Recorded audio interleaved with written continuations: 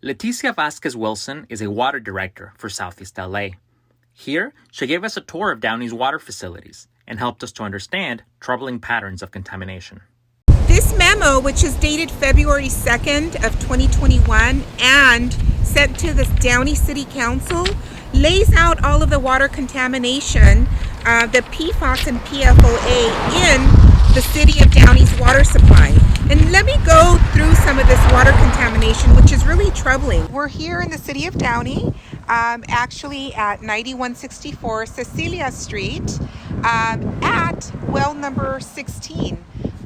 The City of Downey owns and operates 20 water wells, 18 of which are currently being used to pump water out of the ground and deliver the water that you have in your home and your businesses here in Downey. Now, if you kind of take a look at that little shack, it's off-white with the blue trim. That right there is a pumping station. And the water well is underneath there. And this pumping station, again, is used to pump the water out of the ground to deliver it into your homes.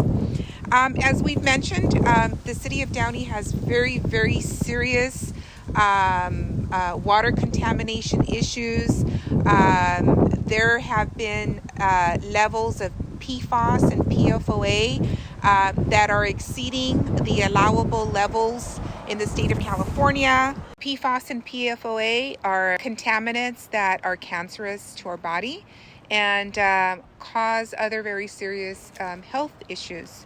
The PFOA limits are 10 parts per trillion. We have 15 parts per trillion here. PFOS, 40 parts per trillion, and this particular well has detected 52 parts per trillion of PFAS. So we are working to bring awareness and attention to this particular issue. Our citizens deserve to have clean, safe water, water that is drinkable, and unfortunately it's not drinkable. So we are here to bring awareness and education and attention to these particular issues and demand our city officials, our mayor, and our council members take action to clean up our local water supply.